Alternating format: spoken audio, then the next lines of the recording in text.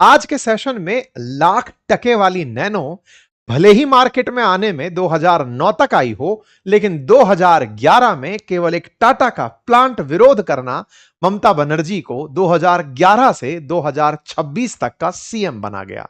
यह कहानी बड़ी रोमांचकारी है, लेकिन आज चर्चा क्यों की जा रही है? क्योंकि आज की वर्तमान सरकार जो पश्चिम बंगाल में भाजपा की है, उनके मंत्री का कहना है कि वो टाटा को फिर से पश्चिम बंगाल में लाएंगे।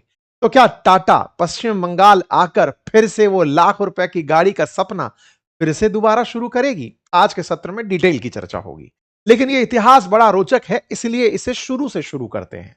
शुरू से शुरू उस नेता की कहानी करते हैं जिसने एक राजनीतिक आंदोलन में एक कंपनी के विरोध को अपनी राजनीतिक यात्रा का पड़ाव माना। आइए शुरू करते हैं ममता बनर्जी से जुड़ी हुई यह कहानी, जिस कहानी में पश्चिम बंगाल की राजनीति है आपको समझानी।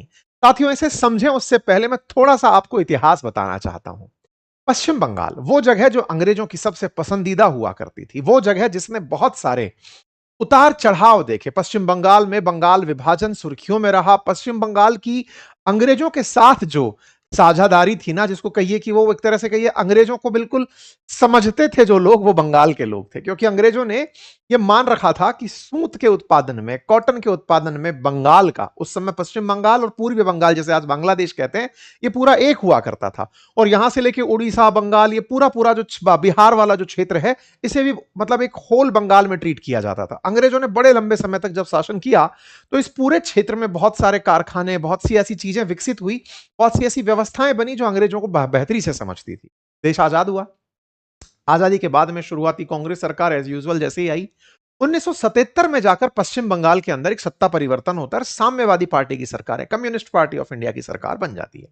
अच्छा, साम्यवादी सरकारें जानी किस बात के लिए जाती हैं? पूंजीवाद के विरोध के लिए। पूंजीवाद क्या है भाई? कोई कंपनी आकर शासन कर रही है, आसान भाषा में समझिए कि वो उसका विरोध करते हैं। भारत में ईस्ट इंडिया कंपनी आई थी। ईस्ट इंडिया कंपनी आई थी, जमींदारों के माध्यम से उसने जनता पर राज करना शुरू कर दिया था। जमींदार एक बड़ा आदमी जिसके पास बहुत सारी जमीन और बाकी जितने काश्तकार हैं जो उसके अंदर काम करने के लिए उपलब्ध हैं, उनसे बस काम करवाते रहो। जमींदार पूरा होल बंच ऑफ जमीन का रख करके उन पर शोषण करके अपना काम चलाते रहेंगे।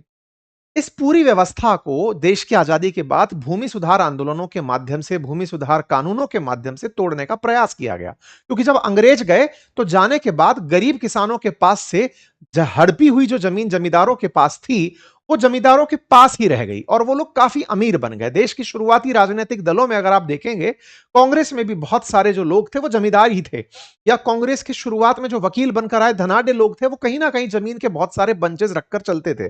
इसलिए कहते हैं कि देश का जो प्रथम संविधान संशोधन हुआ नेहरू जी को करने में, उसको बहुत दिक्कत आई। 10th शेड्यूल तक रचना पड़ा, मतलब तमाम बातें हुई। खैर, फिलहाल के लिए चर्चा इस बात पर कि पश्चिम बंगाल में भूमि सुधार 77 तक बहुत अच्छे से एग्जीक्यूट नहीं हुए थे।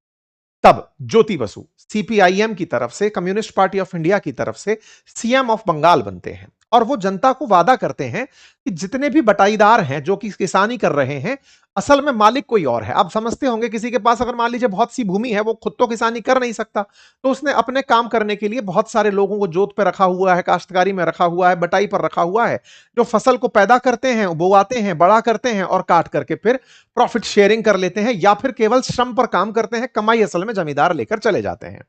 पश्चिम बंगाल में शुरू हुआ, बोले नहीं साहब, हम लोग आने वाले टाइम में यहां पर किसान जो खेत में काम कर रहा है ना, उसी को जमीन दे देंगे। ये एक बड़ा भूमि सुधार था साथियों। इतना बड़ा भूमि सुधार कि 1977 से शुरू हुई कम्युनिस्ट पार्टी सरकार 2011 तक पश्चिम बंगाल में शासन में रही। आप सोचकर देखिए, जिसके पास जमीन नहीं है, जमीन में काम करने वाले व्यक्ति को जमीन दे दी गई। 1977 से लेकर के वर्ष 2000 तक केवल ज्योति बसु की सरकार रही। ज्योति बसु जब बुजुर्ग हो गए, 85 के हो गए, तब उन्होंने बुद्धदेव भट्टाचार्य को कुर्सी संभाली कि यार आप चला लो इस कहानी को, मतलब इस कुर्सी को अब आप चलाओ, क्योंकि हमारा काम हो गया। तो कम्युनिस्ट पार्टी की सरकारें काम कर क्या रही थी? वो जनता को उन जमीनों पर हक दे रही थी जिन जमीनों पर वो काम करते थे, कि सुनो इस खेत को तुम जोतते हो, अब तुम्हारा हुआ ये। अगर आपको जमीन इस तरह मिल रही है तो ये तो जनता के लिए बहुत राहत की बात थी, सही मायने में आजादी थी। और साम्यवादी जो पार्टियां होती हैं, सरकारें जो होती हैं, वो इस बात के लिए जानी जाती हैं कि जनता के अंदर, मतलब जनता का जनता के लिए, जनता के द्वारा जो शासन है, टेक्निकली साम्यवाद शुरुआत यहीं से दिखाता है। सर्वहारा वर्ग का शासन, गरीबों का शासन, गरीबों के हाथ में कंट्रोल, ये उनका थीम वाक्य होता है। लेकिन इस पूरी कहानी में जो हमेशा साम्यवाद और पूंजीवाद की बड़ी लड़ाई रही है, और वो बड़ी लड़ाई केवल इतनी रही है कि कभी भी साम्यवाद पूंजीवाद के सामने आज तक जीता हुआ नहीं दिखा। क्यों? क्योंकि जो टैलेंट है वो अपने टैलेंट के प्रोत्साहन में कुछ रेस्पॉन्सेस चाहता है। अमीर आदमी जो बन रहा है वो असल में कोई एक्स्ट्रा टैलेंट, एक्स्ट्रा मेहनत, कुछ एक्स्ट्रा एफर्ट डाल करके दो पैसे ज्यादा कमाने की कवायद से बन रहा है। हालांकि वो संसाधनों के विकेंद्रीकरण को पूरी तरह ध्वस्त जरूर कर देता है, उठाकर पूरी जमीनों को, माइंस को, ओर्स को कंट्रोल में जरूर ले लेता है। ऐसी स्थिति में पूंजीवाद और साम्यवाद की लड़ाई आज की नहीं है, शीत युद्ध पूरा इसी पर लड़ा गया है। जब अमेरिका और सोवियत रूस एक साथ वर्ल्ड वॉर जीते, एक ही पार्टी में रहते हुए जीते, जापान जर्मनी को हराए, उसके बाद दोनों में झगड़ा इसी बात का रहा कि विचारधारा कौन सी अच्छी है, साम्यवादी या पूंजीवादी। फाइनली शीत युद्ध की समाप्ति जब 1991 में हुई और जब पूंजीवाद जीता, पूंजीवाद जीता से मतलब अमेरिकी नीति जीती और सोवियत रूस 15 देशों में टूट गया, तब सिद्ध हुआ कि दुनिया में कोई भी अब कहने वाला नहीं है कि साम्यवाद अच्छा है। यानी कि आप कहेंगे कि सबको बराबर रहने का अधिकार है, सबको एक साथ एक जैसा करने का अधिकार है, बोले ये नहीं हो सकता। यह बात कहीं ना कहीं 1991 में सोवियत रूस के विघटन के बाद पश्चिम बंगाल की सरकारों को भी समझ में तो आने लगी थी कि इस तरह की नीतियों से, कि नहीं साहब गरीबों के लिए यह होना चाहिए, सरकारी नीतियां होनी चाहिए, राज्य पश्चिम बंगाल पिछड़ने लगा था। इतना समृद्ध राज्य जो कभी रहा था वो अब पिछड़ने लगा था, बिगड़ने लगा था, कई तरह की असुविधाएं वहां आने लगी थी। तब ज्योति बसु ने निर्णय लिया कि अब वो भी गुजरात और महाराष्ट्र की तरह अपने राज्य में इंडस्ट्रीज को जगह देंगे। वर्ष 2006 में उस समय टाटा ने, रतन टाटा जी के नेतृत्व में, अनाउंस कर दिया कि वो आम आदमी के लिए एक लखटकिया कार लाना चाहते हैं। रतन टाटा जी का जो ये अनाउंसमेंट था, इसके तुरंत बाद ज्योति बसु, बुद्धदेव भट्टाचार्य जी उस समय रतन टाटा जी को यह कहकर पश्चिम बंगाल ले आते हैं कि अब हम पलटी मारेंगे। पलटी से मतलब अपनी नीतियों में अब तक औद्योगिकीकरण, देखिए जो कैपिटलिज्म है ना, वो उद्योग को प्रमोट कर रहा है और जो साम्यवाद है वो कृषि को। तो ऐसे में बोले अब हम उद्योग लगाएंगे। अब उद्योग लगाओगे तो जमीन चाहोगे, लगभग 1000 एकड़ जमीन चाहिए होगी। अब हुगली जिले के अंदर अगर आपको इतनी जगह चाहिए, सिंगूर जैसी जगह पर, कोलकाता के बिल्कुल नजदीक, प्राइम लोकेशन, आज उस जगह की जब भाव जो है वो 1 करोड़ रुपया बीघा से ऊपर के हैं, वहां 1000 एकड़ जमीन, लगभग मतलब 1500 बीघा के आसपास की जमीन, बोले इतनी जमीन चाहिए होगी साहब। अब बोले ये जमीन जो चाहिए, टाटा का प्लांट लगेगा, टाटा यहां से कार निकालेगा, पूरे देश के लिए लखटकिया कार निकलेगी। बुद्धदेव जी ने कहा आओ मैं आपको जगह दूंगा। तो सोचो, जिस पार्टी ने पहले लोगों को जमीनें बांटी थी, अब वो पार्टी जमीन चाह रही है कि सुनो भाई, उद्योग लगाना पड़ेगा, लोग आएंगे, काम करेंगे, रोजगार मिलेगा। लेकिन जिस जनता ने हाल ही में जमीन पाई है, 77 के बाद से तो जमीन मिलना शुरू हुई है, 20-25 साल भी जमीन का हक लिए हुआ नहीं। हालांकि पूरे पश्चिम बंगाल से नहीं मांगी जा रही थी, लेकिन कहीं एक जगह हो गया काम तो फिर तो बाकी जगह भी होने लगेगा। इस प्रकार का मैसेज बाकी दलों के द्वारा वहां सर्कुलेट करना शुरू हुआ। मतलब बुद्धदेव भट्टाचार्य जी के इस थॉट के खिलाफ जनता खड़ा होना शुरू हो गई, और विशेष रूप से उस जगह जहां पर जमीन अलॉट की गई, दैट इज सिंगूर। सिंगूर में जो जगह अलॉट की गई टाटा को, उस टाटा की जमीन के अलॉटमेंट के साथ टाटा ने तो काम शुरू कर दिया। 2 साल के अंदर उन्होंने फैक्ट्री बना दी, 2008 में अपनी फैक्ट्री लगा दी और अपना प्रोटोटाइप भी दुनिया के सामने शेयर कर दिया। वो बात दूसरी है कि वहां से कार निकाल नहीं पाए। क्यों नहीं निकाल पाए? तो रीजन इज ममता बनर्जी। ये इस बात को समझ गई थी कि अब कम्युनिस्ट पार्टी एक बहुत बड़ी गलती कर चुकी है। जो पार्टी अब तक जनता में इतनी लोकप्रिय थी, जिसने जनता को जमीन के अधिकार दिए थे, ममता बनर्जी यहां पर यह पकड़ गई कि आपने लोगों से जमीन लेकर जो भूमि अधिग्रहण किया है, जनता में अविश्वास पैदा कर दिया है। बस यहीं से तृणमूल कांग्रेस अपनी जगह बनाना शुरू कर दी। ममता बनर्जी भूख हड़ताल पर चली गई, लंबे समय तक भूख हड़ताल पर रही। देश के अंदर केंद्रीय नेतृत्व ने फोन कर करके उनकी भूख हड़ताल तोड़वाई, कई प्रदर्शन हुए। इतना तक हुआ कि सिंगूर प्लांट के अंदर जब कोई कर्मचारी काम करने जाता था तो उसको विरोध करने वाले लोग रास्ते में रोक लेते थे, बसों पे पथराव होता था, सिंगूर प्लांट के बाहर बैठ के जनता बैठ जाती थी कि नहीं, काम नहीं होने देंगे। और काम में भी सबसे बड़ी बात यह कि इन्होंने इतनी जमीन ले ली है, काम में से 400 एकड़ जमीन ऐसी है जो यूज नहीं आ रही है, बोले कम से कम यही वापस दिलवा दो। लोगों ने जमीन लेने से साफ कहा कि साहब हमको तो पूरा सिंगूर खाली कराओ, हमें मुआवजा नहीं चाहिए, हमें तो जमीन चाहिए।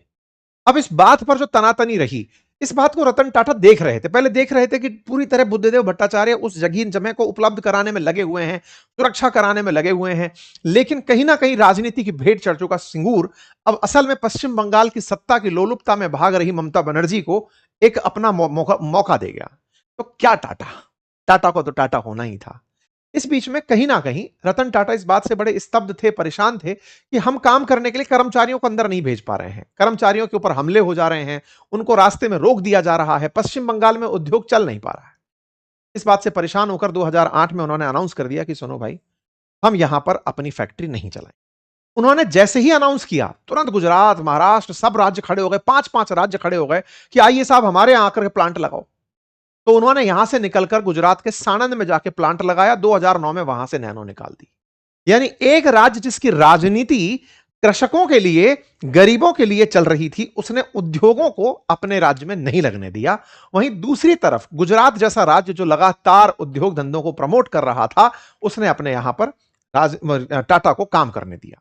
बस टाटा प्लांट शिफ्ट हुआ, समझिए कि उस दिन से गुजरात, पश्चिम बंगाल से उद्योग धंधों का पूरा ध्यान मिट गया। यह समझिए कि पश्चिम बंगाल में तय हुआ कि नहीं, अब इंडस्ट्रीज अब नहीं आएंगी। ममता बनर्जी 2011 में अपने इन्हीं प्रयासों के चलते सत्ता में आ जाती हैं। लंबे समय से चली आ रही साम्यवादी सरकारें गिर जाती हैं। 2011 में ममता बनर्जी सीएम बन जाती हैं। टाटा का प्लांट अधर रह जाता है। सिंगूर लैंड का जो भी पूरा प्रोसेस था, जितनी जमीन थी, उसे वापस किसानों को लौटाया जाता है। 400 एकड़ लौटाई जाती है। ममता बनर्जी वहां पर जाकर के बीज बोती है कि नहीं, मैंने किसानों को अधिकार दिला दिए। सब कुछ हुआ, लेकिन कुल मिलाकर जो सबसे इंपॉर्टेंट चीज थी वो ये कि पश्चिम बंगाल उद्योग धंधों की नजर से उतर गया। लोगों को रोजगार के अवसर में मिलने वाले इंडस्ट्री के ऑप्शन हट गए। कभी अंग्रेजों की कैपिटल रहा कोलकाता अचानक हाशिए पर चला गया। जिस तरह से प्रोग्रेस ने वहां से मुंह मोड़ा, वहां की जनता में निराशा हुई और उसी निराशा से आपने अब सत्ता परिवर्तन होते हुए ममता बनर्जी की जगह भाजपा को आते हुए देखा। भाजपा कहकर आई है कि सुनो, चुनाव प्रचार में कहकर आई है कि हम उद्योग धंधे वापस लाएंगे, क्योंकि अब जनता को यह समझ में आ गया है कि लेबर इंटेंसिव फील्ड जितने भी हैं, अगर वो उद्योग धंधे रहेंगे, कृषि से अतिरिक्त कोई ऑप्शन रहेंगे, तो जनता का भला होगा। बस इसी इंडस्ट्री की चाहत में भाजपा ने अनाउंसमेंट कर दिया है। इसके पीछे का तर्क उनका यही रहा कि हमने बंगाल से जाती हुई फैक्ट्रियों को देखा है। बीते कुछ सालों के अंदर लगभग 6,500 कंपनियां ममता बनर्जी के टाइम में पश्चिम बंगाल छोड़कर चली गई, और वो उन राज्यों में गई जहां मेजॉरिटी भाजपा सरकारें थी या दक्षिण भारतीय राज्यों में गई। ऐसे में हम वापस इंडस्ट्रीज को लेकर आएंगे और इसकी शुरुआत टाटा से करेंगे। तो कुल मिलाकर के जो तपस रॉय का बयान है कि we are trying to bring back Tata, वो असल में ये सिंबॉलिक है कि जो इंडस्ट्रीज गई थी हम उन्हें वापस लाएंगे। तो उम्मीद है कि आप इस पूरी कहानी को समझ गए हो। अब आप सवाल यह है कि क्या आकर के फिर से लखटकिया बनवाओगे क्या? तो चूंकि रतन टाटा जी हैं नहीं, अब वो स्वर्ग सिधार गए हैं, लेकिन उनका सपना अगर टाटा का कोई भी व्यक्ति पूरा करना चाहे तो जरूर करेगा। लेकिन क्या उनको वही जमीन वापस मिल जाएगी? तो सवाल बहुत बढ़ गया है। अब जमीन की कीमत 15 गुना ज्यादा हो चुकी है। देखना होगा कि उन्हें कौन सी जगह सरकार जगह दिलवा पाती है। लेकिन इसमें सबसे रोचक चीज यह है कि अब पश्चिम बंगाल फिर से इंडस्ट्रीज के लिए ओपन होगा, और चूंकि टाटा के नाम पर बातें हो रही हैं, तो टाटा के लिए अपने आप में एक पॉजिटिव खबर बनकर निकलेगा। आपको कैसा लगता है, क्या होगा आगे? क्या इसकी वजह से टाटा को और ज्यादा एक्सपोजर मिलेगा, जगह ज्यादा मिलेगी, प्रोग्रेस होगी, ग्रोथ होगी? क्या स्टॉक में आप उसका असर देख पाएंगे? क्या सोचते हैं आप? अपनी राय जरूर कमेंट बॉक्स में रखें। और हाँ, यदि आप खुद भी स्टॉक में इंटरेस्ट रखते हैं, ट्रेड्स में इंटरेस्ट रखते हैं, खुद शेयर परचेज करना चाहते हैं, खरीद फरोख्त करना चाहते हैं, तो आप सबके पास एक अकाउंट होना चाहिए, जिसे डीमैट अकाउंट कहते हैं, और जो फ्री ऑफ कॉस्ट खुलता है, भारत सरकार के द्वारा मान्यता प्राप्त, समझिए बैंक खाते की तरह। उसका लिंक कमेंट बॉक्स में पिन कर रखा है, जाकर फ्री डीमैट अकाउंट अपना खुलवा लीजिए। फिलहाल के लिए इतना ही। धन्यवाद।